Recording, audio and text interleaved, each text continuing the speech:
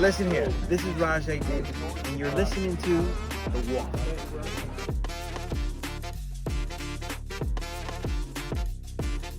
Well, guys, you heard it from him himself. That was Rajay Davis. I got to meet him over this weekend along with two other players. One, you saw Brian Dozier on the Instagram account. And we are back. It is May 30th. Anthony, how are we doing today? Almost June, starting to head into the middle of the season soon. Crazy. But starting Really? We're about a quarter of the way through the season. It feels like it started yesterday. I'm almost sad to say it's going so fast. It's been such a fun season already. It definitely has a lot of like historical stuff happened. It feels like every season these past few years, there's just like so much like cool, exciting stuff's happened. A lot of heartbreaking stuff for our teams too, definitely. But yeah, that comes with the territory. Some teams gotta lose, you know. Somebody wins, somebody Sure. loses. But we got a great show for you today. We're talking a lot of MLB news. We're going over the Cleveland Guardians, and we are going over, people who aren't really performing to their highest potential in the East. So we're going to be looking over a lot of different things here. Very excited to get our show started with you. So let's just kick it right off with some MLB news. Mike Soroka is one of these guys that just he had 2 Achilles tendon tears in the span of 1 year. 2 Achilles tendon tears in the span of 1 year after facing numerous setbacks in a 3-year span. He's finally back. They wanted him to be bigger. The sad part is he loses to the A's, which I did not see coming. I thought this was going to be like his first start, like, oh, it's not going to be that, like, I'm not saying shut out, but it wasn't going to be like he gave up 4 runs. I don't know. Yeah, I mean, you got to keep it. I mean, I think his last start was like at Citi Field in like 2020 or something like that. It was like, Yes. when I heard that, I was like, Gary Cohen mentioned it, and I was like, whoa, like I didn't realize it's been that long, but it kind of makes sense because like when you think about it, you really haven't heard about him like in a while, like in a really long time. And then I went back and looked, like I forgot he came up at 20 years old. When he was 21 in 2019, finished 6th in the Cy Young Award voting, was an All-Star, and was 2nd in Rookie of the Year. Like that's like really, really good. And like that, I feel like it's gotten like forgotten. Especially, I mean, I totally forgot about him last year. I don't know why, but I totally forgot about him. Yeah, he's been gone for such a long time. That's probably why. I mean, now he's like just going into what should be the prime of his career, 25 years old. And like, he's already been through so much. It's just crazy. I didn't realize he came up that young. He's been on the big leagues that long. It's crazy. Yeah. And he had a solid 6 innings. He allowed 4 runs. All came in the 5th.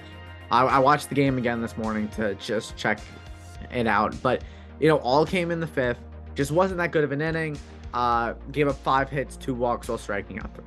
So, I mean, overall, probably not the best night. You don't want to deal with that 5th inning. But we've seen pitchers that have just had, like, 1 bad inning before. And it just kind of ruins their night. And that's totally yeah. What are you going to do? But in some good pitchers news, Marcus Stroman throws a 1-hit shutout against the Rays. The best team in baseball, the Cubs 1-hit the Rays. And they were winning 1-0 last time I checked today. So it just goes to show, this Cubs team really does have fight. I have talked about it multiple times how I don't like the Cubs teams, but that's just me. He's a good pitcher, but he's not this good. Like, this is insane. I mean, these past couple starts have just been like Cy Young Award worthy. And I don't know like where it came from. I don't know, but he's been amazing. I give credit to him. Obviously I'm not a fan of him acting like he won the World Series when he beat the Mets and all that. But at the end of the day, it comes down to you don't want him to do that, you win. I know Pete Alonso said it. I know Buck said it. So that's what it comes down to. It doesn't make you feel any better, but still, you got to beat him. And otherwise, because if you're beating him, he's not going to be sitting there celebrating and yelling at his teammates and stuff. And so. But credit to him, he's been playing really good. Yeah, I mean, you got to give credit where credit's due. He's been doing a great job. And also that same day, the Royals had a perfect game against the Cardinals for like, I think 7 full innings. And then the 8th inning, they gave it up on like the first pitch. But Combined, the perfect game. Yeah, it was a 2-hit shutout after that. But I love pitching matchups. The simpler things in baseball are so much fun. And the Marcus Stroman game was 1-0. And Mike Tautman had a sac fly, and that was it. So I, I I understand why a Mets fan wouldn't like Marcus Stroman. I don't like Marcus Stroman. But his I don't like him as really like a person. if that is that nice to say? Look, I mean, he's done some questionable things on social media. He's very sensitive on social media. There's times people just say your performance that night wasn't that great, and he'll block you. So it's kind of it's a little insane. And he's he's fought with the New York media and stuff. He's put himself in situations where there's controversy where there doesn't need to be. If he didn't say anything or he just didn't make it a big deal, it wouldn't be a big deal. But look, I mean, there's so many different personalities in the game. It's not that crazy. It's just some people are more sensitive than others. Is how it is. But he's very talented. I give him that. He's a very good pitcher. So I mean, I don't think he's as good as he thinks he is. I think he thinks of himself as a Cy Young or a winner. He's not that. But he should still be proud. He's a solid number 3 in a really, really good team. So yeah, I mean, and he's number 1 on the Cubs. I mean, yeah, I think Justin Steele should be number 1, but nonetheless, I mean, he is number 1 on this team. He was number 1 on opening day. So I mean, you're totally right. Marcus Stroman is a great player, puts himself to another degree that I don't think he's at. Especially when he was in Toronto, I just didn't think that he was the best of the best there. I never thought he was really that good. He's kind of he's too cocky for me. Right. That's just still, good pitcher, but really cocky in my eyes. But looking at something else that really is interesting, that is totally actually out of baseball. Or not out of baseball, but the A's, and not just the A's, also the Brewers come into this situation. So, I put Miller Park in the script. It's not Miller Park. It's American Family Stadium.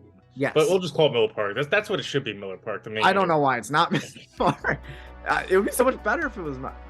I think they just wanted to make it family appropriate. That's totally fine. But Rob Manfred told them that they need to make renovations to their stadium, $400 million renovations to their stadium, or else. That was what he said.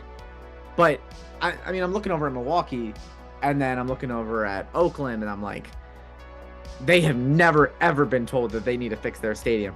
I know they've wanted to move, but they have never been told you better change the stadium or else.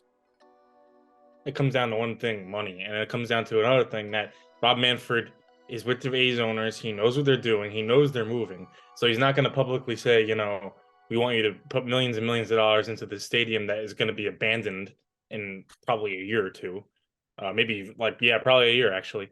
And so he's known for a while. He definitely knows now that this team's getting out of there, and so he's being quiet about it. And basically he's just saying, we don't care about you to the Oakland fans. I mean, the NFL showed that, and now MLB showing that. I'd be really upset if I was an Oakland sports fan. That's the reasoning. For sure. There's so much good baseball that used to be played in Oakland, and they just threw it away. They didn't even give it a chance. Looking at the A's, it's insane how obviously no one's going to investigate it because they just want to move them to Las Vegas because they're so bad, but no one's even investigating. This team is obviously tanking insanely, but to another degree. The Reds, yes, they're tanking, but they have guys like Jonathan India. They had oh man, the outfielder that hit all those home runs. He had the tall stance. I totally forgot his name. Yeah. I think it's Aquino, right? I can't think of the name. I don't see the Reds enough to know, but I know what you mean though. There's a lot of young talent. Hunter Green. There was talent there. There's some talent. I'm not saying they're they have all this talent, but they had small pieces of talent, and the A's have nothing. They had talent. They had Matt Olson. They had Sean Murphy. They had Matt Chapman. They had Liam Hendricks. They had all these players. They just trade them away, and no one asked them a question. They were a playoff. I mean, we've mentioned this before. They were a playoff team a few years ago. It's not like this team's been terrible for 20 years or something. By no means. They've been in the playoffs. They've been competitive in the playoffs. It comes down to Major League Baseball for a long, long time now has wanted this team out of Oakland. They don't believe it's the right market. They believe it's it's time for them to go.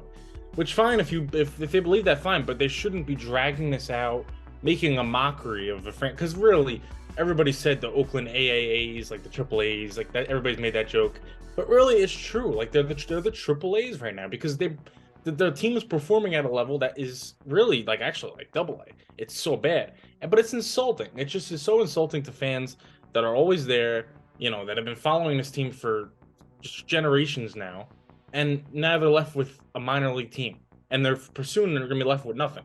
So they want to go to a bigger market in Vegas. They want to, we talked about the sports betting companies. They want to advertise there and all that.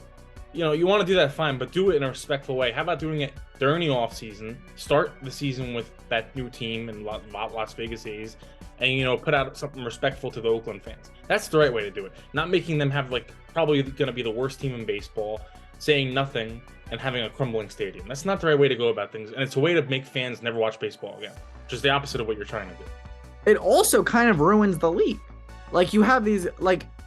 I know it's a lot, like this year it's a lot of even play against all teams, but like even just for the Astros, like we already know they're great, but they get to verse the A's more than any other team. And they're like besides the other 3 teams in the division, besides the A's and the Astros. So it totally throws off the entire MLB, and it's not fair. Like you have guys hit like Adolis Garcia hit 3 home runs against the A's, like. They have like AAA, AA pitchers they're throwing out there. Like there's no one on this team, and I guarantee by the end of the deadline, the trade deadline, Brent Rooker is gone. I can't see him staying there. If they're tanking this hard, they're not gonna want anyone that can hit 20 bombs. They're just gonna ship him away. It could be, but also I think they're just gonna try to basically keep any young talent they have for the Las Vegas A's. I don't think they're definitely not gonna get any guys. I mean, speaking obvious there, but they're not gonna. I think they're just gonna remain quiet for like everything, just to make the transition to the. I mean, unless they're gonna be stupid, which this whole process has they've gone about stupidly. So maybe I'm wrong, but the bright way to do it would just be stay quiet. If you're gonna go make a mockery of a season, then make the mockery of the season. But why try to fake out your fans? Like, yeah, we're trying something. Like, no, you're not. You're just tanking the season. You're going to become a new team, and just let that be. If you're gonna do that, you're gonna do that. All these fans know what's happening.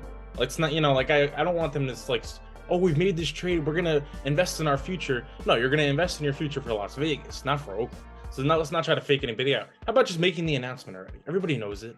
Just say they're moving to Vegas next year. Like you got the stadium deal done, you got all that. Make an official announcement. Like it's just so like I just feel such a slap in the face for those fans, and it really sucks. I feel awful. I feel awful, and I don't know if you saw it today. They're 11-45, but I think that's actually, or no, that's that. They're 11-45. Today's game, I think they're just cleaning the field, and some fan runs on the field and is on there for like literally like 5 minutes, and no one is running after him. I actually put that on the script. Yeah, it's ridiculous. I can't believe. And at the end, you see like 2 security guards, like just like slowly walk over, like they get care. Like it's honestly the number one thing people should be talking about: a huge security issue, like tremendous security. Yes. Issue. Especially only 100 fans in there. Yeah. One fan can ruin the entire thing. Yeah, it's especially the first thing people should be talking about, outside of how ridiculous this is that a major league stadium, this is just happening. It's a big security issue. We live in these times where it's dangerous times. You don't know what this guy's going out there and doing. And he had access to a clubhouse in there. Like he could have easily ran in. Nobody was going to stop him. Like why? We're in 2023. That should not be happening. And number 2, yeah, it's ridiculous that this it was like a little league field or something. Like nobody cared. Like you said, the security just kind of walked. Like it just shows like how all around the bases. Yes, it just shows how ridiculous this whole year has been for them, and it's going to be a long few months for this team. If you thought these first 56 games were long, just wait, because you still got so much to go through. I feel so bad, but I guarantee this won't be the last time we talk about the Oakland A's and just how bad they are. You can't. Let's talk about some good news. And a former Oakland A's has just returned. He got activated from the IL on Monday. He made his return yesterday. Liam Hendriks. He had non-Hodgkin's lymphoma. Yes, Anthony's diagnosis. So he had what? He had to go through chemotherapy, right? Yeah, he had cancer. Yeah. Comes back, has a 1-2-3 inning. I mean, I love Liam Hendricks. Was it the All-Star game? It had to be 2 years ago now, right? Where he's closed it out and then he's yelling for Julio to get the ball for him. Yeah, it's good. About like 2 years ago now. Yeah, right. That's insane. I always love Liam Hendricks. I mean, I'm hoping that he stays healthy and that we get to see, his dominance again, because he was one of my favorite closers when he was in his prime. Yeah, I mean, I remember before all this happening, like, there was rumors of him getting dealt and stuff like that, and like, because he was still like not in his prime, but he's still a very, very good closer, and hopefully, he returns back to that. But just the fact that he's able to, pitch professionally after the hell he's been through, it's amazing story, regardless of how it works out. But people got to remember, this guy he's not just some no name. This guy's Liam Hendricks is still a very, very talented guy. He's still young enough where he could really help a team. Chicago White Sox, I don't really see going anywhere, to be honest, but maybe he could get dealt to a team that he will be a big part. I mean, imagine him in a World Series. What a story that would be. Coming from cancer to getting back, and then pitching in a World Series, or even pitching in the playoffs. Like, that would just be honestly, probably one of the best stories of baseball ever. I really hope that happens just for him and just for one of those good news things that you see that just makes you smile. Because that would definitely be one of those things. I would love to see that. That would be great. I don't know. I would hope that he gets dealt to a better team, because he is a great player, and I'll stand by that for as long as I can. I don't know who they would trade him to, but I imagine the White Sox are going to be big sellers this offseason, or this deadline. I don't know. We'll have to see. I'm so happy for him. Congratulations to Liam Hendricks. I bet this is a big, sigh of relief for his family, for himself, and for the rest of his career. He's definitely got to be happy about this one. Yeah, nothing else. You can really summed it up perfectly, basically. Another big guy that I am very excited to see, who is another reliever, is the Angels' newest flamethrower, Ben Joyce. I don't know if you saw him. He threw 105 miles per hour. I saw that after you left it in there. That's pretty amazing. But with the talent in Major League Baseball today, you do need more than that. So, yes. As crazy as that sounds, I know that, that's amazing as it is. That happens once in however many years. You see a guy come in and throw a Aroldis Chapman, But with today's hitters, they're good enough where you need more than that, because they will catch up to your 105. It's crazy how much, if we went up there and saw a 105 pitch, we probably wouldn't even see it. But these guys are so good, and so they're professionals for a reason, that they will catch up to him.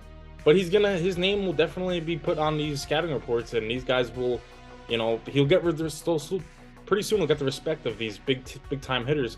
But he's got to start developing off speed if he hasn't already. I don't know that much about him. Maybe he has, but I think he's 22, 23 years old, so he's gonna have time. There we go. Yes. Hey, I'm an Angels fan. Finally, something to look forward to, because Ohtani's gonna be gone. Maybe Trout's probably going to be gone eventually. You need some young talent to look forward to. Hopefully that will stay and maybe be a lifelong Angel, and maybe this guy could be the guy. Who knows? I would hope so. I mean, he went an inning, 2 strikeouts, 1 hit, 0 runs. You're so right. You do need more in the MLB now. I mean, Aroldis Chapman was amazing throwing the 105 in, when he was on the Reds and the Cubs and all those teams. But that's something that you see a lot more of. I mean, Hunter Green is a starter. He's throwing 100 consistently throughout a game. And we've seen it from him. Guys like him have their days where they can definitely work the slider, work the change, and then throw 105. But it's a little harder to manage that, because I think last year he had 328 over 100 mile per hour pitches, which is amazing, but he also didn't play that good. So you would hope that Ben Joyce can play a little bit better. We'll have to see. He's just a guy that I was interested to see how his stuff developed, and because I saw him in college, he played for Texas, I want to say, but he looked great there. But I mean, college ball is a totally different thing.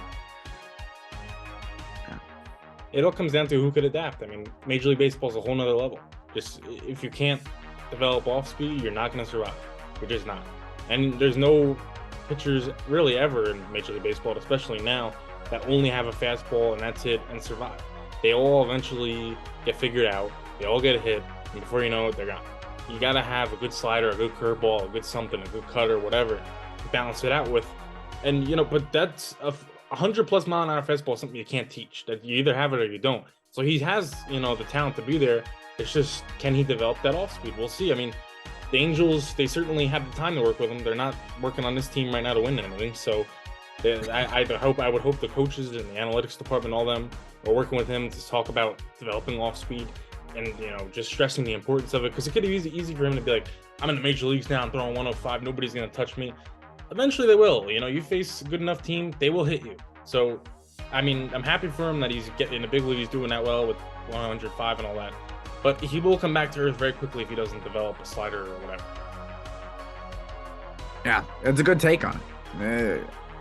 2 Ks in 1 inning. Let's see. Now, Anthony, I didn't actually know tell us about the Bailey Sports and dropping the Padres. This is so interesting.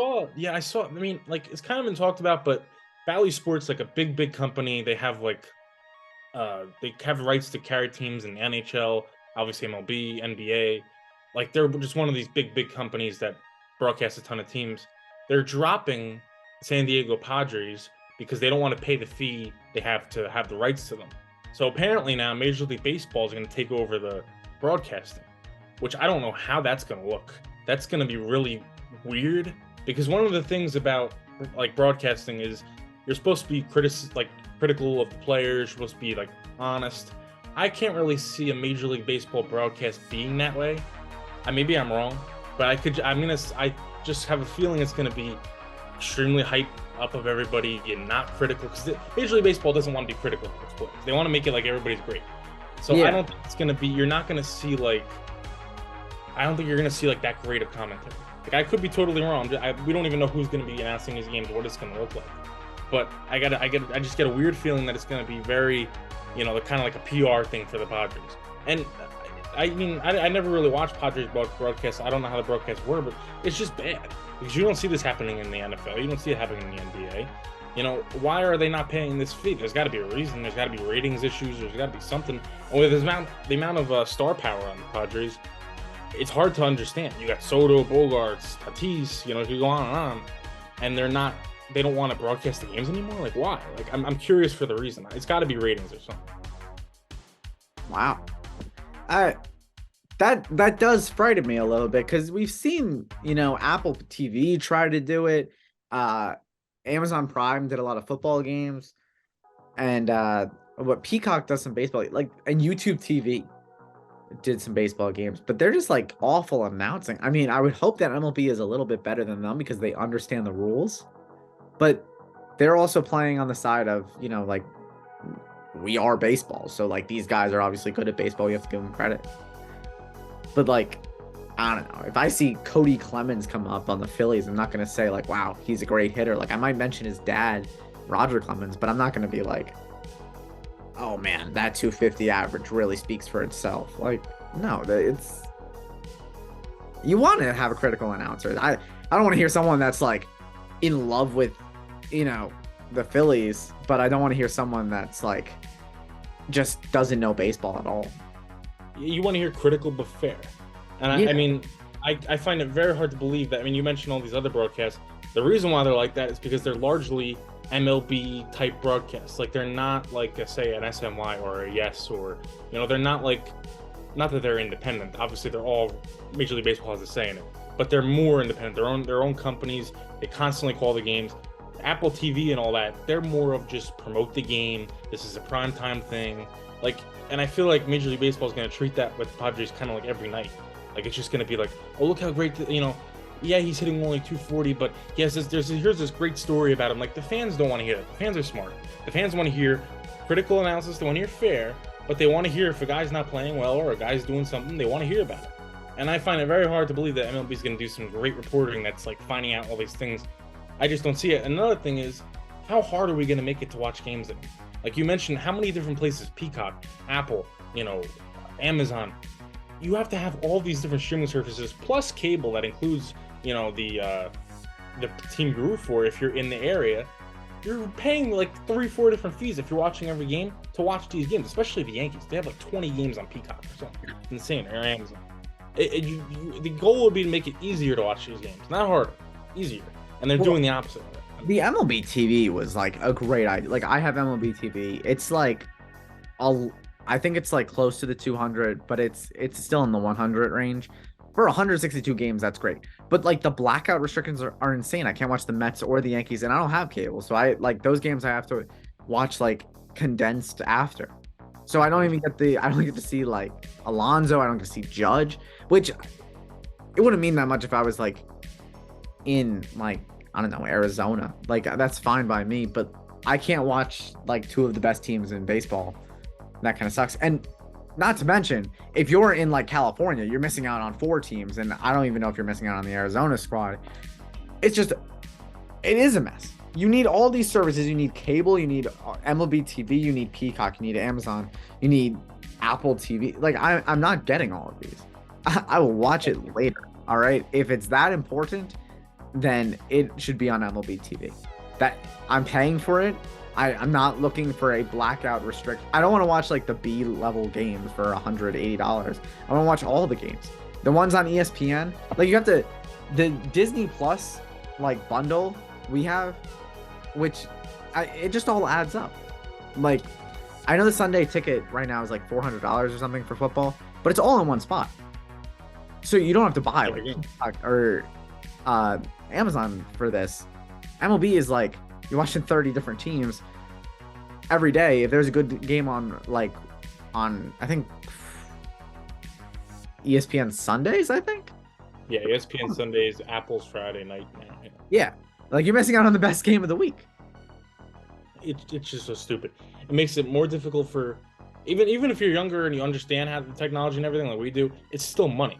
It's still money you got to pay. But also older fans, they don't understand Apple TV, all that. Like it makes it very hard.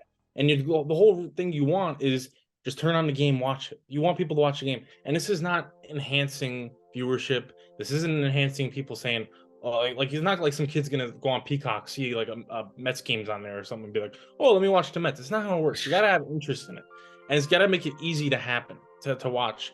And they're doing the opposite of that, and it all comes down to they want money. They want, because they take a cut, obviously, of whatever Peacock, subscriptions they get from people getting it to watch a Met game or whatever, and they only care about the money. And I'm curious what they're gonna do with how is it gonna work? How much are you gonna have to pay? Just think about it. If you were paying to watch the Bally Sports broadcast, so you had cable and Bally Sports came with that, now you're out of that. Now what is MLB gonna do? Are they gonna reimburse those cable people that are they gonna put it on cable? Are they gonna, what are they gonna do? I get a feeling they're just gonna add another price, and people are gonna go really get annoyed, and for probably a subpar broadcast. I hate to be so negative, but MLB proves us right and right again with that. So I don't know. Maybe we'll be totally wrong. The one thing I remember is Apple TV had a broadcast in Boston, and Devers hit like a line drive, and it bounced over the wall, and they're like, "What is that? Did he hit a home run? Why is he stopping at second? Why are they putting the runners back at third? Like, what's going on here?" And they were saying that live. And I was like, you should really understand that if the ball goes over, it's a ground rule double. Exactly. That's it's basic rules. That's insane. Oh my goodness. We could talk about this all day. For sure. But let's get to our first topic. Good, yes. Our first topic of the day, basically. Well, obviously not our first, but our first big one is the Guardians. They are struggling here, struggling there. Currently, they are last in the AL in OPS.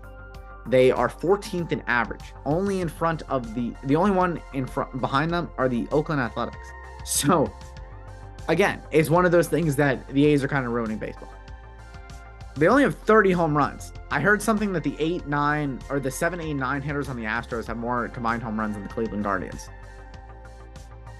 That is crazy. And part of the reason why they were so good last year, and we talked about it, is the young players doing well, guys you maybe don't expect, like a Jimenez, Rosario, doing well. This year, the reason they were good last year is the reason they're bad this year.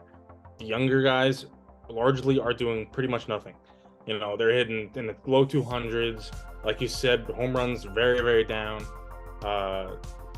Just not performing. And when you have a team that doesn't have that many superstars on it, relies a lot on these younger guys to play well, to be consistent. When that's not happening, you're not going to play well, and they're not playing well. And I know people are going to start, like, if this continues, Terry Francona. It's not Terry Francona. It's not. No. I mean, some situations you could blame a manager. If there's constant bad bullpen moves, if it's constant bad substitutions in game, okay.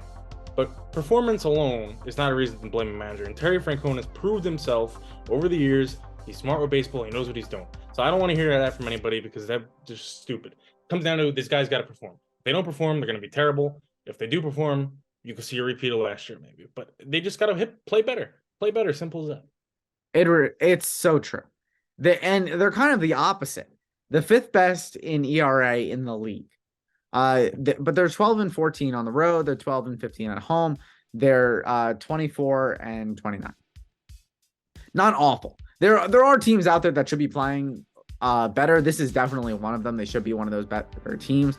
But I mean, even looking at the last 30 games for Josh Naylor right now, overall, he is hitting .235 with 7 home runs. He leads the league, and he leads the Guardians in home runs with 7. Right behind him is Jose Ramirez, who is hitting like around the 270s. In his last 7 games, he's batting .318. He doesn't have a home run. In his last 15 games, he's batting .314, and in his last 30 games, he's batting .282. So there's a little spark, but there needs to be more. Jimenez is hitting .220. Yeah, that's killer. Last year, he was the breakout player. Like, he was this great guy. Rosario is hitting low. I think he's hitting .238 last time I checked. So Yeah, exactly 238. Yep. Bing. And 30-year-old Josh Bell, and last year, like, it's not a new problem that they don't have power. Last year, they didn't have power whatsoever. That's nothing really new. But they wanted to get that power piece, so they got Mike Zunino. And I think they got Mike Zunino. I might be wrong. I know they did. And they got Josh Bell. But Josh Bell was like the big guy for the power. And he hasn't provided it. I think he has 3 home runs. I believe he does. Yeah, he has as many as Zunino, Jimenez, and Gabriel Arias, who is the rookie, and he's batting .190. So this team is not playing to the extent that they should be, and I want to say they're going to turn around, but there's a lot of factors that have to play and go and play. Well, you mentioned the home run thing, and it makes me think of something. I wonder if the hitting coach and just the analytics department in general is pushing for more home runs. I wonder, because we saw it happen with Jeff McNeil. What happened with him? For the year that they were pushing launch angle and everything, did terrible, hit like 230. The year they didn't, became batting champ. He's not that type of hitter. And I look at the Guardians lineup, I see a lot of guys that aren't home run hitters. They're just not. They're small ball type guys. They get singles, they get doubles, sometimes triples for some of the guys that run fast. That's just what they are, and there's nothing wrong with that. In fact, you need that. It's part of the reason why they were so good last year. You had a lot of small ball type guys. And so I wonder, are they saying, well, last year we didn't have so many homers. Maybe that's the reason why we didn't win. We got to start pushing launch angle. We got to start pushing, just swinging for the fences. I'm not saying, I could be totally wrong. But if that's the reason, if that's part of the reason, they got to stop immediately. Because if you keep going with that, it's never going to work. Guys that aren't home run hitters aren't all of a sudden going to turn into home run hitters. You either bring in home run hitters, or you mold guys into home run hitters as they come up in the minor leagues, or you don't get a medal, which is how it works. So I don't know if that is part of it. Maybe it is, maybe it isn't. But there's obviously some sort of difference, because it's largely the same team. It's largely the same guys. And guys that were hitting 300 last year and constantly on base and, constantly bringing in runs, small ball type way, are doing nothing. So I wonder, maybe go back to just regular baseball, stop feeding them information so much, let them hit. I wonder if you did that, maybe you start seeing better results. I could be totally off, but it's worth a shot for them. I don't know. No, I totally agree. And one of those guys that was hitting close to 300 was Stephen Kwan last year. Stephen Kwan was this huge breakout rookie. I remember at the start of the year, they were like, the one guy who hasn't swung and missed yet was Stephen Kwan. Mm. And I mean, I'm not saying that he's swinging and missing a lot, but he's gone from a 298 average to a 256. And he was never a home run kid. He was never a home run kid. He only has one home run this year, which that's fine. But I want to see him get it back up. It might just be a sophomore slump. Like there's a couple players that are like this. But when I look at this team, I only see the only home run hitters that I see. I see Josh Naylor. I see Josh Bell. I see Mike Zunino, who's a guy on the end of his career. How old is he? He is 32. So he's on the back end of his career. He's been there for a little bit. Those are the only home run hitters I see on this team. If they want to get some more, they should do some trades. I was thinking of some trades for them. I think Brent Rooker or Carlos Santana would be a good one for them. But those are those are like in June. We'll look back on some potential trades then. But that launch angle thing it's so right. Jeff McNeil is such a great hitter. But if you tell him to start swinging for the fences, if you tell an entire team, oh, well, you want to know what the ball should be going out of here. And so if you tell the entire team that they should be swinging for the fences, there's going to be a new problem. And you don't want that. You don't want that. Yeah, I mean, for all we know, it could be totally wrong. I don't know. But when I see a team, especially a low home run hitting team, when I see them go from, doing small ball, doing everything right, to all of a sudden not doing small ball, not doing everything right, there's a reason. Like, there can be slumps, don't get me wrong, but the whole team pretty much going into a slump, it comes back to coaching. Even if we're wrong in this assessment, it comes back to coaching. Because 2 or 3 guys going into the slump, okay. 9 guys going into a slump, there's something wrong. I don't understand that, and there's a problem. So the hitting coach, I would say, is definitely on the hot seat. Terry Francona, no, but the hitting coach, yes, because at the end of the day, your whole lineup's not hitting. It comes back on you, like it or not. It comes back on you. So I don't know maybe we're right, maybe we're wrong, but there's some sort of issue there internally with the hitting, and it's not only on the players, it's also on the analytics, it's on the coaching, it's on everything. So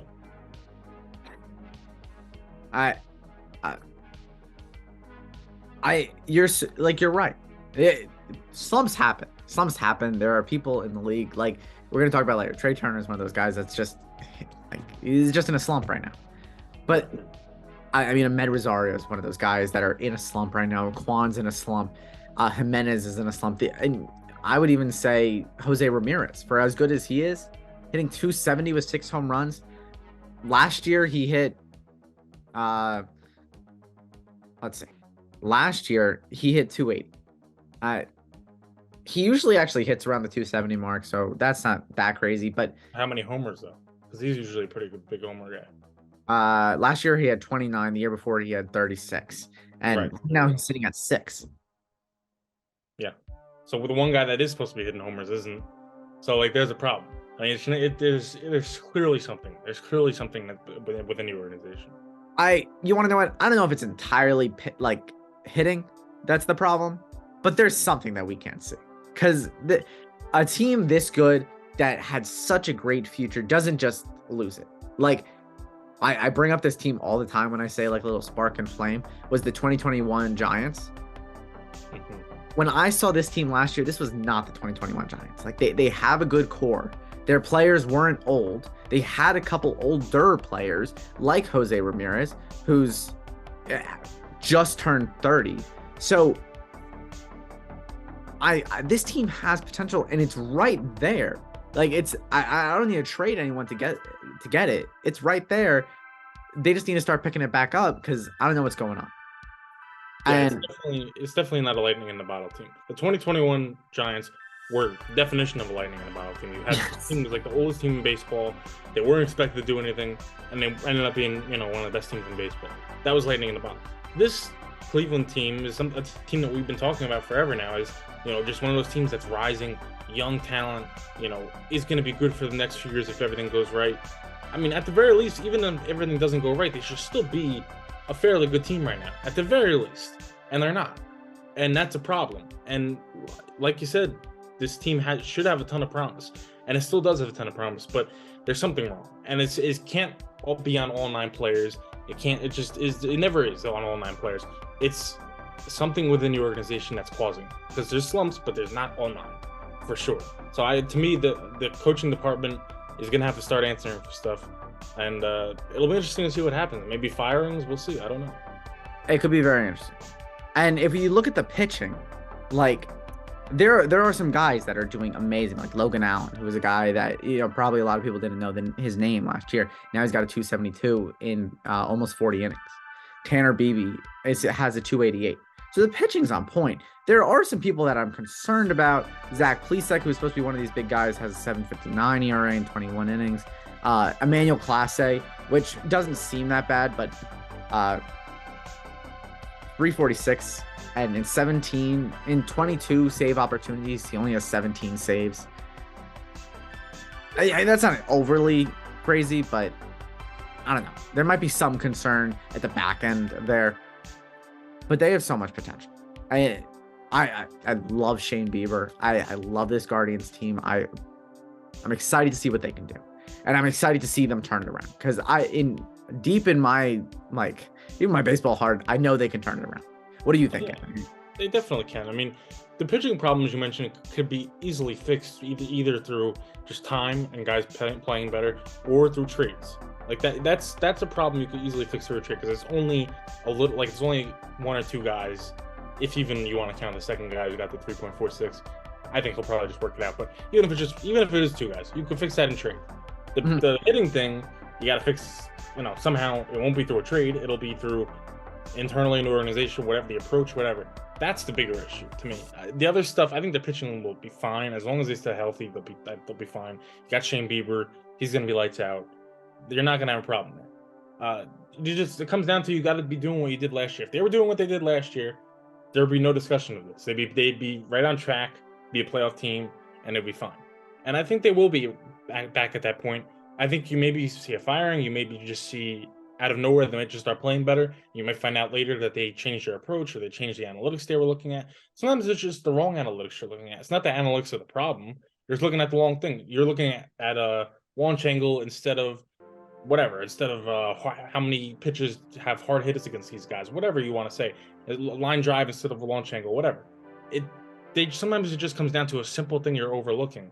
And I think that's what's going down with Cleveland right now. They're too good to be this bad. And prediction, I'll just say they will be better. They will not be this bad for the whole year. I like that. There's one guy in the minors that I saw that I really liked. Bayron Rochio. He plays shortstop, second, and third, which I know are some positions that are taken. But just really quickly, he's the number 6 prospect in the organization. He played some small time in the majors, very small. He had a 16-game hitting streak in the minors. He never got to see that much action. In 26 games this season with Columbus, he has 37 hits, over a game per hit. That's all I want to see. And I would like to see him in the lineup, but I know they're probably still looking for power. He's not that big of a power guy. So I'm saying if they want someone, because he's hitting like 346, I would like to see it, but at least in the minors.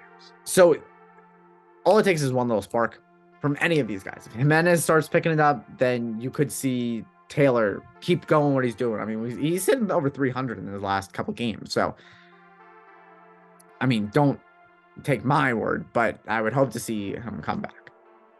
Only time can tell. Exactly. Yeah. I mean, we'll see what this team's truly going to be a month from now. If we're in late June, head into July, and we still got this problem, okay, maybe there's a real problem with this team this whole year. But right now, they got time to figure it out. They got time to rectify the issue. I'm not too concerned about it if I'm a Guardians fan. I just say, look, you got Terry Francona is smart. He sees these guys. He's been around baseball forever. He knows when there's a problem, and I'm sure he's seeing a problem right now. I'm sure he's working on figuring it out, working on talking to these guys, and they're young. There's going to be problems. Nothing's going to be perfect, especially when you have a lot of young guys on the team. There's going to be ruts you go into, and I think this is just one of those ruts. They're going to get out of it.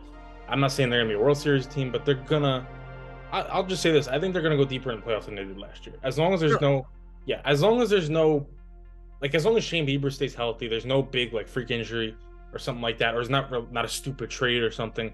As long as this team stays together, pretty much, they stay healthy, I think they're gonna go deeper. I think there's no reason why they can't. They got so much talent, and the young guys really should only be getting better. Like Andres Jimenez, I think is gonna get better. Like, he's still very young. He's got all the talent in the world, and I'm gonna say they're gonna go farther. I like it. They didn't get swept by the Yankees. No, they went to game 5. No. They went to game 4. Yeah, because it was best of 3. I think they only won. I would like to see them go farther. They need to, as long as they don't versus the Astros, I think they can. Yeah, if that happens, then yeah. But as long as, I mean, I think they'll perform better. If they face the Astros, I think they'll give them a solid fight. They're not going to beat the Astros, but they'll play better in the playoffs than they did last time for sure. Make it farther. We'll see on the matchup, but I think they're definitely get more of a fight and look like they belong more for sure. Okay, I like it. Now moving to the East Division, there's 3 guys that are not performing to standard. One of them is not really to standard, just not performing to the hype that he was told that we were going to get in the MLB. But I really want to hear your thoughts, Anthony, on these guys. I'll give you some stats, and you could just really... is there things to worry about? Is there things to just kind of brush it off? It's okay, don't worry. So first off is Alek Manoah. We've seen him. He's struggled insanely this year. Last game, I think it was the manager didn't know how many mound visits he had, so they had to take him out. That's crazy, dude. As a manager, that's just crazy. Yeah, and I saw some stats compared to last year. He's in the zone less. He's went from 50% to 45%. He's getting hitters to chase less. He's gone from 31 to 26, and he's getting fewer first pitch strikes, which doesn't sound that crucial, but the mindset that you have if you're in a 1-0 count as a hitter compared to an 0-1 count is totally different. Even from like a fan's perspective, you don't want to see someone go down 0-1 first pitch. To me, it sounds crucial for sure. Like you said, difference between 1-0 and 0-1 is everything. You put you either put yourself behind the wall or you put the hitter behind the wall. It sets the tone of at bat immediately. It doesn't always work out that way. Sometimes you throw a strike and they hit a homer or whatever. You end up walking them. But it sets the tone of the at bat, and you either put yourself behind the 8 ball or you put like I just said. So to me, I know you put, should we send them back in the minors? I think they should, because you look at the rest of the team there, the rest of the rotation, aside from Kikuchi at the end of it, they're playing well. Like they're going out there, they're making the starts, they're keeping, I think all of them were in like the 3 ERA range. Like, they're doing their job. And right now, I mean, they're in a tough division. And if they want to keep up with this division, every game matters, and they got to start winning more. I mean, right now they're 9 games behind first place. I don't think they got any shot at first place anyway, but they shouldn't have that mentality. They should be having the mentality of, it's early. If we got to start winning, we got to get back in the conversation in first place. And he's keeping them from it. He's a big reason why they're not as good as they could be. Because if you go in his game logs and look, he hasn't pitched above like 5 innings in like a month. That's, to me, like, you have to be giving some innings and quality innings, and he's not even doing that. So there's a problem there. I don't know who you'd replace him with. That's, a conversation you'd have to delve deep into their farm system or whatever. But to me, you can't have a guy at the major league level throw into, what is it, a 6 ERA? Whatever. It's terrible. He's 1-5 with a 5.53. Yeah, so I'm going close to 6 now. It's not acceptable. No, and let's see. So he hasn't been good whatsoever. There's a lot of big blunders. 1-5 is nothing for a pitcher of his caliber. 1-5 is pathetic. He's hit 7 innings twice for this entire season. And I'm not saying, I mean, it's a totally different baseball game, so 7 innings really isn't seen as much anymore.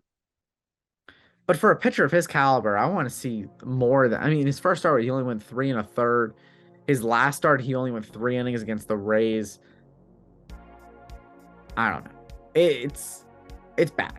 It's really bad. And so I saw this thing that Roy Halladay, in early of his career, he went down to the minors and he just got better. And then he came back and he was, the all-star that we all know, through the no-hitter. Like, he was that guy. Now, is Alek Manoah that guy? I don't think he's that good, but is the minors a good idea? Yes. How old is he? 25? Mm-hmm. He's 25. We were just talking about Mike Soroka earlier in the show. We were talking about Mike Soroka and how, now he's gone from 20 to 25 in like that. I think Manoah needs these minors because he could just stay like this and just never see, under 3 ERA ever again. And I don't think that's good. He was a great pitcher. And then what? I don't know how long ago it was, but he was like, someone asked him if you ever feel pressure, and he said pressure is something you put in your tires. Like, now you can't even pitch. Now you can't even pitch. You can't hit this zone anymore. What? That's the line. If you say that line, you better have very few bad moments in Major League Baseball. Yeah. That's like one of those lines that you gotta you gotta be very confident in yourself for. But I agree with you. There's got to be some sort of change because this team has to be in contention. The Blue Jays have disappointed for a while now, and they got to get back in the playoffs. They got to be competitive again, and you can't have a guy with near a 6 ERA in your rotation. You just can't. So you can't cut him, obviously. So the only alternative is sending him down. That's the only alternative. So they got to do it. And like you mentioned, sometimes it doesn't always work out. Sometimes guys get sent down and you never really see them again, and they kind of fade out. But sometimes they get sent down and they come back to earth a little bit and they play better. So it's worth a shot. And regardless of who else you put in there, you find in the minors or you find wherever, you got to have a difference. You got to try something, because at the end of the day, it can't get any worse. If you put someone else in there, they're gonna do worse than near almost a 6 ERA. If they go on that level again, then you find another change. You got to keep making changes, because you can't accept a 5.5 ERA. You just can't. And you can't accept a guy that's constantly not even going 5 innings. I look at 5 innings, ideally 6, but I look at the very least, you got to go 5 innings. Because if you don't go 5 innings, and we've seen it, personally, I've just seen it with the Mets a lot. Guys not going 5 innings, it destroys the bullpen, destroys it, and then that affects the next game, and it affects it. It's a constant snowball effect with it. So you got to be going 5 innings, and this is a team that has a ton of talent on it. You can't be destroying that talent, and he will continue to destroy the bullpen if there's no change. So to me, it's no brainer. Send him down. First of all, it's early in his career. Sending him down isn't going to ruin him, or hopefully not going to ruin him. Second of all, it's early in the season. I don't want to see this in September when they're fighting for a wild card spot potentially. You don't want to. Now's the time without a doubt, because if you go into mid-June, late June, early July, you're getting to the point now, how long is he going to stay there? We need him. A pennant race is going to come eventually. We need him if he's going to be here. So now you're heading just into early June. Let him spend 2 or 3 weeks there. He'll be coming back into mid-late June, as opposed to just going in there mid-late June, and maybe coming back better. You want him coming back better as soon as possible, because before you know it, you're in a pennant race. Before you know it, especially in a good rate, in a good good division. So pennant race, I don't think they're ever going to win a division, like I said, but wild card race, even that's still a pennant race of sorts. So they need to be winning, and they need to have the best talent out there. And right now, he's not the best talent out there. It's sad, but it's true. And a couple of years ago, he was in the Cy Young conversation. It's flipped the script right now. There are pitchers out there. I know Wheeler is having his hard time. Aaron Nola having his hard time, just looking at the Phillies. There's just some pitchers that are having some hard times right now. that happens every year, but there's things you can do about it. There's a lot you can do, and I think sending him down to the minors will solve this problem. Now, looking at another guy in this division who definitely can be sent down because he's a rookie. Yankees fans have been saying a lot, well, he's a rookie. He doesn't need to be playing like, an all-star just yet. This and that. But for a guy that is supposed to be the next Derek Jeter, and I know, in some way or capacity, Derek Jeter is a little overrated just because he played in New York and all that. Anthony Volpe has to be that guy. He's only hitting 198 right now. 21 RBIs, 7 home runs, and as you said, Anthony, a home run friendly ballpark. Exactly. Yeah, I mean, I don't know. To me, watching Anthony Volpe it's confusing because he'll show you why he's got, all the hype behind him, and then he'll look like he just doesn't belong in Major Leagues at all right now.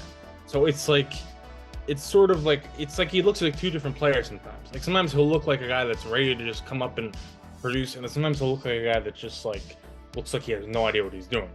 I don't know what the solution is, honestly, for the Yankees. It's tough because you look and you say, who's really going to replace him right now?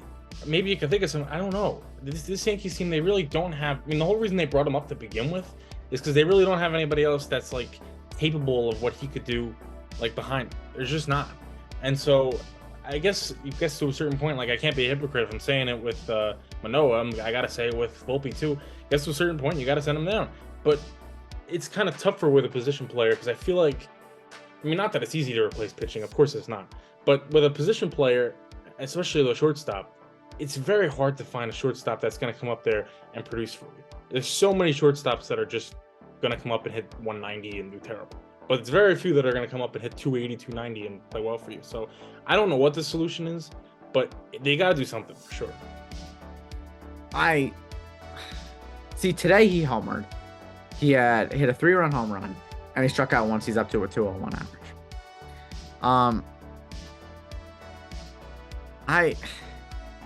I really liked Volpe coming up. He was my Rookie of the Year pick. He's not my pick anymore. It was him and Jordan Walker, and honestly, both of them should be in the minors. Jordan Walker's already there. And out of the two of them, Jordan Walker is playing better. They are struggling. He is struggling. The Yankees are struggling as a whole. I don't want to say that his entire career is in like a frenzy right now, because he's so young. It could just be something that, hey, we do need to put him back in the minors. Let's get like a 10-day contract. This shortstop, it might hit like 190, but Volpe will be back once he's ready.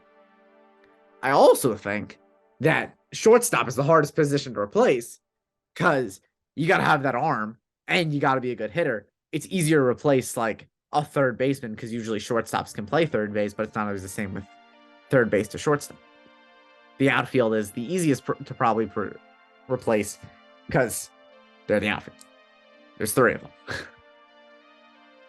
Yeah, it's tough. I mean, I'm trying to think of who would even replace him right now. I mean, well, I think Oswaldo Peraza is a shortstop, if I'm not mistaken, but he's also like in Double-A right now, so I'm not bringing him up yet. But the problem is, like, he'd be like, who else would there be? That's my whole issue with it. Like, I agree. Like, if you in a perfect world, yeah, you send him down, but like, Oswald Perez is gonna be he's gonna be the guy that's there. Who else are you gonna switch over Oswaldo Cabrera there? I mean, he's played at shortstop before. It didn't exactly go very well. He's not a shortstop. It's known now. They've tried it for a while. Frankly, he's part of the reason why they put Volpe up, because he was just so bad there. So Oswald Perez is another guy that's young and potentially has a future with the Yankees. We don't know, but he's another guy we saw just really hasn't worked out in the big leagues yet. He's not ready. And so if Volpe's not ready, and if Perez isn't ready, and if we know that Cabrera isn't good at short, what do? To me, you find somebody at the trade deadline, but that's still a while away. So what do you do till then? It's one of those questions that it comes down to Brian Cashman, and if it goes wrong, Brian Cashman gets knocked for it. And if it goes right, then he doesn't get the credit because, we only really focus on guys on GM moves that go wrong. We don't really focus on moves that go right very often. No, But, it's just true. But, it's a decision that I don't know what the solution is. Do you waive Volpe out? It's just really tough. I would hope that Volpe turns it around. I don't want to see him just suffer there because, there are some people that just sometime in their worst moments, they do their best and they can find ways to turn it around. But baseball is one of those harder sports that's well, you want to know, you might be struggling. Let's just send you down to the minors for 5 or 6 days. That might be the only thing that Volpe needs. Donaldson's down there right now, coming back from the IL. Stanton's down at AA as well, coming back from the IL. Put Volpe back there. It sounds stupid. I might be totally wrong, but he can come up with them, slowly but surely. They'll be right back, and he'll have time to develop. And by the time he comes back, it might be 2 weeks from now. But it's just like Mano. It's early in the season. Just let it happen. It's going to be okay. I don't know if it would only be 5 or 6 games. I mean, I think that's a little... I don't know. That seems way too soon to me for any real change to happen, especially with a guy that's only 21. Maybe if he was Manoa's age, okay. But 21, I think you gotta have at least a couple weeks down there for any real change to happen. I mean, maybe I'm wrong. Volpe, they said, is such a talent that maybe in 6 days he could, something could click down there, he come back up. But to me, especially as a hitter, it takes time. It really does take time to get back just in the mode of, going back to yourself, hitting normally, whatever's causing a slump to get out of it. And I think it would take at least a week and a half. I don't know. Even if it was just a few days, though, you got to figure out what to do there. And that would be the best case scenario is it only takes 2 days. So they got to field somebody at shortstop. And ideally, it's somebody that's capable of doing a job, capable of fielding, and can hit above 230 for you. I don't see any option right now that can really do that. I mean, you have young talent, but that young talent just doesn't seem to be ready. To me, it's a failure on Brian Cashman because you got to have something figured out at shortstop. You can't rely on a guy that's in his early 20s that has no experience there. You just can't rely. And his backup is the same type of thing. You have to have somebody there that's capable. At the very least, you got to have somebody there that's either a veteran or, that's even mediocre there. They don't have that. And so, I don't know what he's going to do, but Brian Cashman's got to figure something out quickly. Yeah. He's been under a lot of heat for a lot of things lately. They DFA'd Aaron Hicks, which was a big thing. Orioles picked him up. Bingo. Orioles picked him up. We'll see how that goes for the O's. But, Yankees fans were angry at him that they kept him too long. They're angry at Brian Cashman because IKF is still on the team. Now they're angry at him because Volpe can't hit and he's still on the team. There's a lot going on in that Yankees organization that he has to deal with, and I don't know if Volpe's his biggest priority right now. I don't know if he should be, but he definitely should be one of the top ones because he's so young, and you don't want to waste talent now. We've talked about the Mets before and how sometimes they bring guys up too early, and then they just don't perform, and then they just never live up to the hype. You would not want that to happen to Volpe. You never want that to happen to any guy, but especially someone who I know I sound like a broken record, but that's been compared to Jeter. And it's every 5 minutes they show a picture of him and Jeter from when he was 5 and Jeter was in his prime. And it's oh, well, they both came from New Jersey, this and that. You first of all, stop the comparisons because he will be great on his own. Okay. Didi didn't get any of the comparisons. He was great. Volpe, he keeps on getting this comparison. I know, all athletes go out there and they say oh yeah, this doesn't bother me. This doesn't bother me. And I guarantee some of them, it doesn't bother. But for a rookie who's 21 years old and you're being compared to, one of New York's Mount Rushmore of athletes, that's gotta be a lot.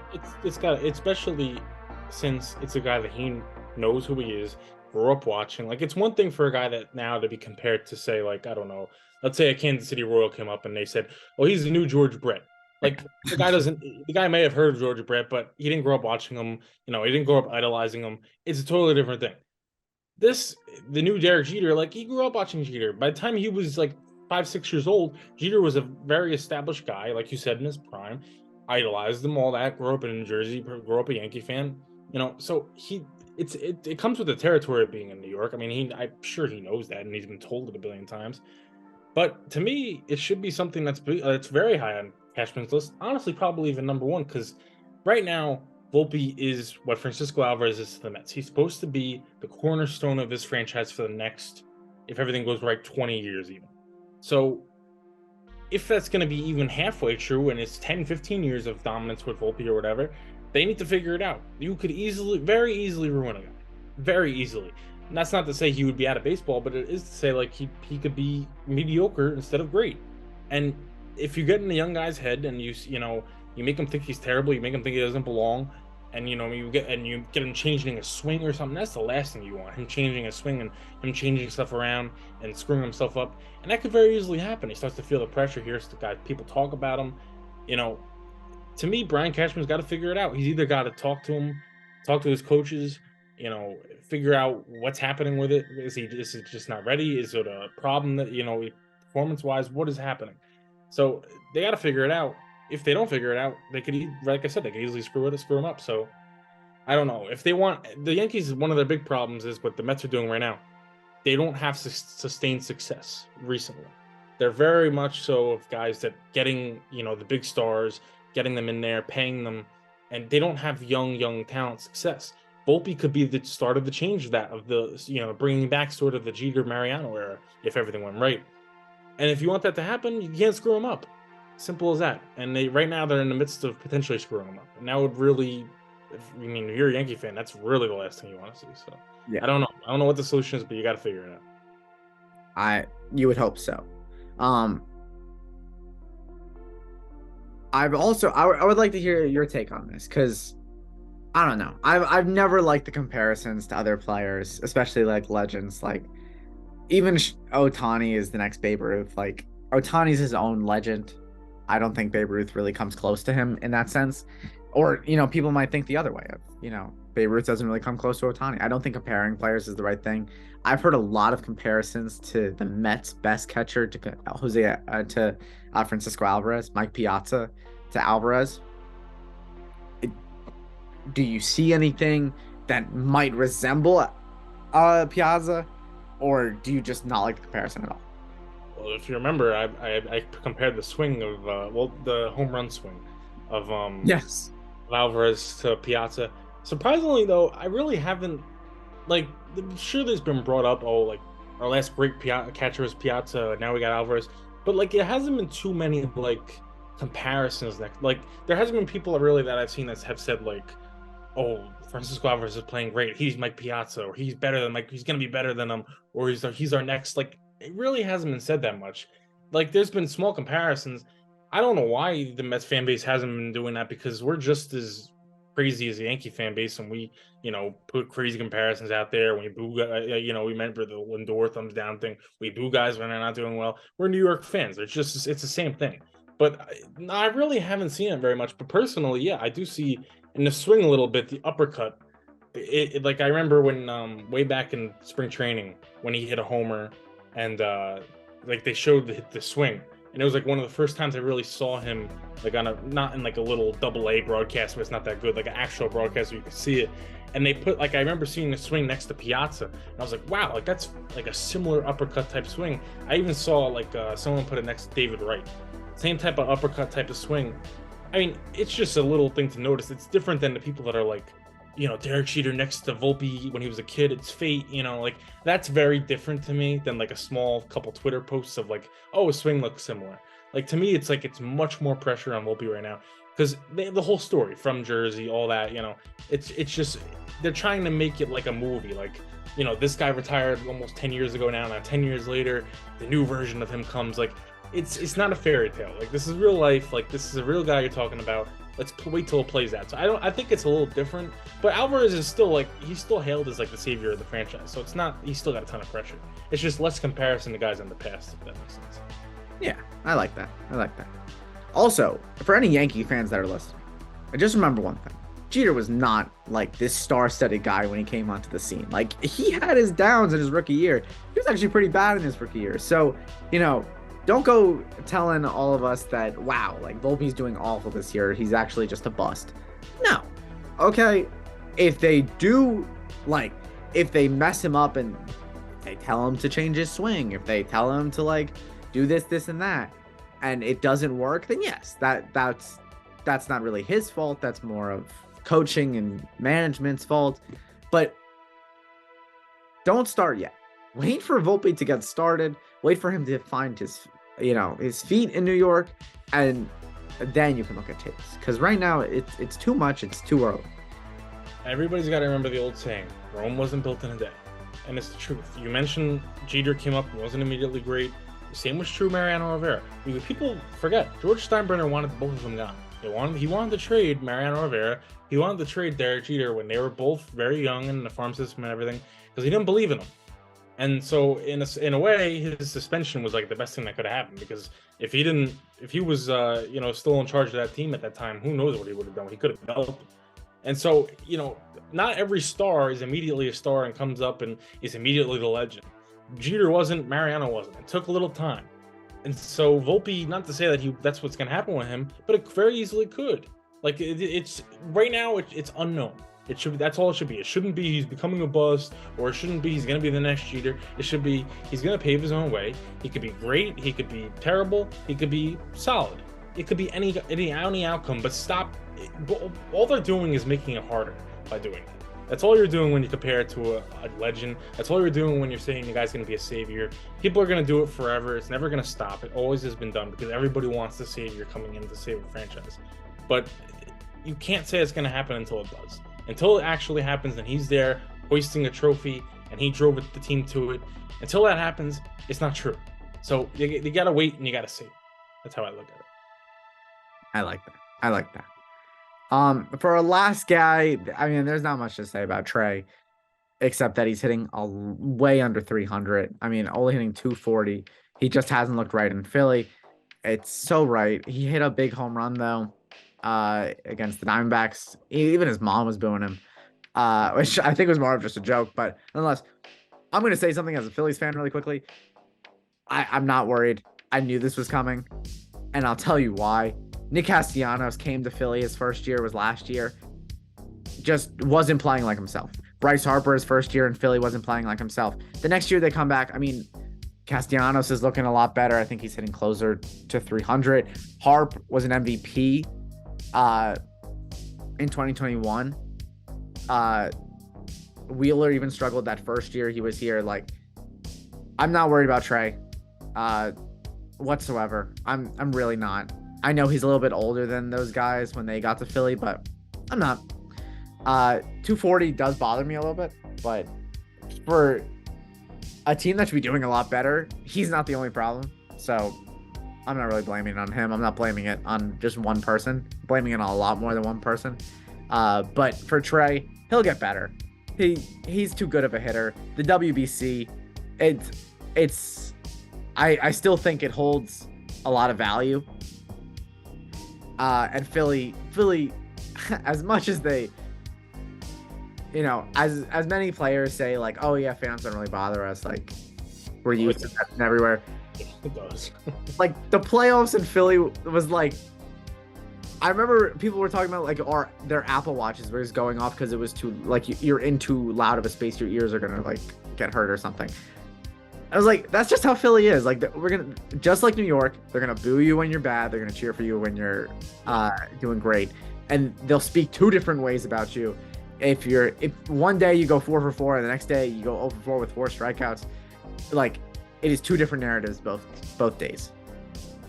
Yeah, that's just how Philly is. That's just how basically all of the Northeast or the East Coast is. It's a major city that loves baseball and has for years and years and years. New York, Philly. There's really no other. I mean, LA is nowhere near like that. There's nowhere else in baseball that is like New York and Philly. They're right at the top of craziest fans. They always will be.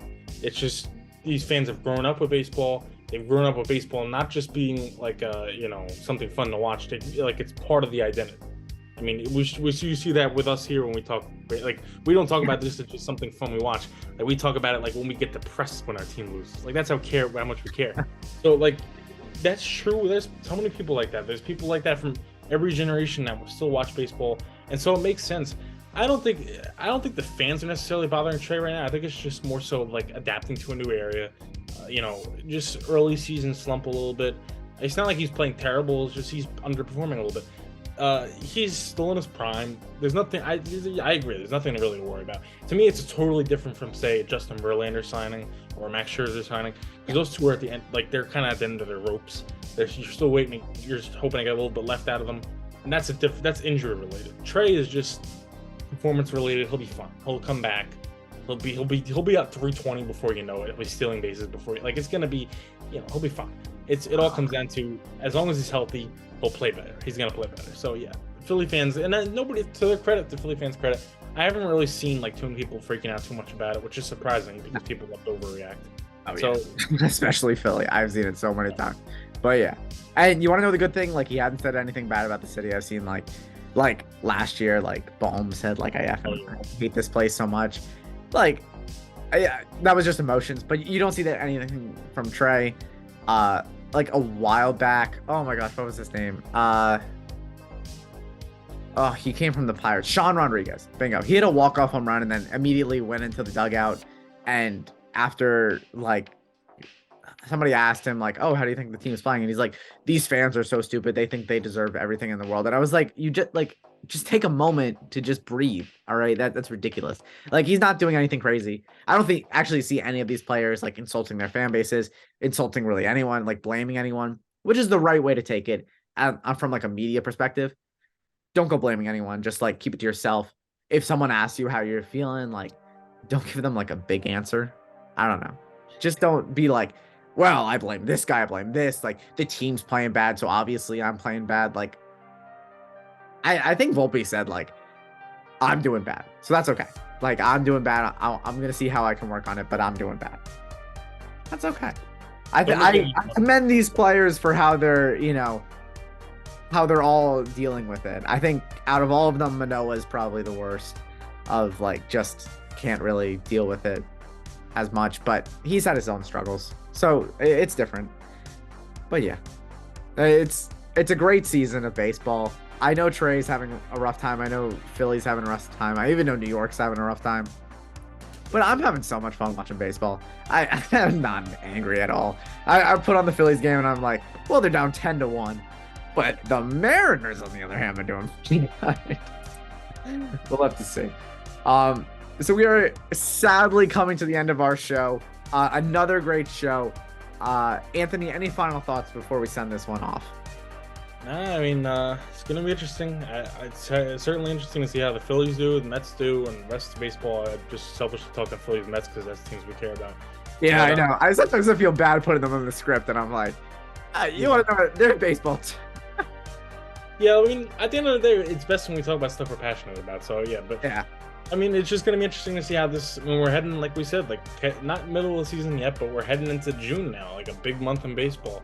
So, I mean, it's no longer can you say it's only April, it's only May, like starting to get into the middle of the heart of the season now. So the pretenders are going to be kicked out and the real teams are going to be put in, and we're going to, pennant races are going to start eventually.